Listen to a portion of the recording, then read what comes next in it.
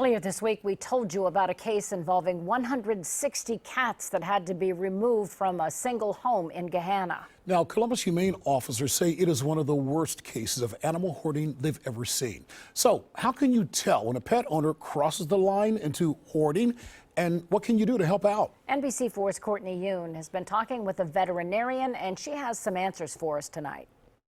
Columbus Humane says 160 cats were taken from that Gahanna home. 55 of them were dead.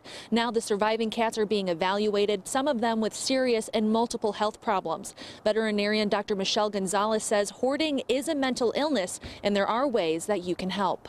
People don't hoard animals necessarily just because they want to do it. It's kind of like a compulsive disease. This is video of another hoarding situation separate from the one in Gahanna. People get emotionally attached to these animals. They're not neglecting them and abusing them because they're trying to cause them harm or be mean. On the contrary, they're hoarding them because they love them so much. She says these kinds of cases are dangerous for the animals and people involved. Especially with cats, you have really high levels of ammonia, the feces all over the place. I mean, it's not a safe environment for an individual, and it can make people very sick. We're seeing cats from hoarding situations that are extremely skinny, they're malnourished, they're covered in fleas, covered in feces. Dr. Gonzalez says it's important to get hoarders help from a mental health care professional. Otherwise, they could go right back to collecting animals all over again. She says it's important to report suspected cases of hoarding to humane officers. There are so many of these cases that do not go examine or investigate it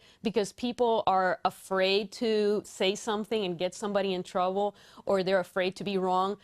You know, it's better to just play it safe.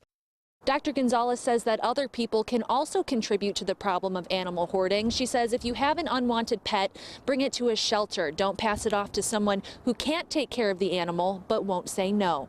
At Columbus Humane, Courtney Yoon, NBC4.